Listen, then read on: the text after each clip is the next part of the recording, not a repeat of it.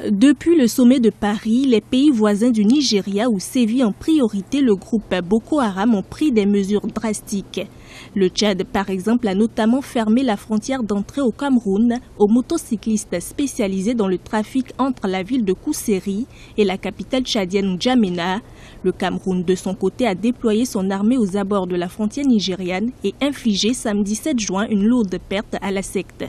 La victoire militaire de l'autorité camerounaise sur Boko Haram va nécessairement aboutir à une riposte massive, disproportionnée et asymétrique de la part de Boko Haram. À ce titre, il faut une préparation à cette riposte-là. Et les moyens militaires ne sont pas suffisants pour contrer cette riposte. Il faut donc continuer à affirmer l'importance du renseignement et la nécessité d'y accorder les moyens humains et financiers adéquats dans le cadre de cette lutte.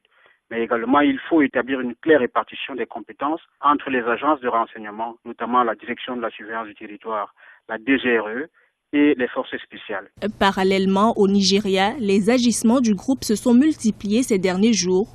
De nouvelles attaques ont eu lieu dans le nord-est du pays et de nouvelles lycéennes ont été enlevées à 8 km de Chibok dans l'état de Borno. Pour le gouvernement nigérian, il a fallu une prise de conscience de la communauté internationale après l'enlèvement des 200 lycéennes pour que ce problème terroriste-là, né de Boko Haram, soit pris en compte par les autorités nigériennes. Cela est dû, en effet, d'abord à une absence de vigilance stratégique de la part du Nigeria.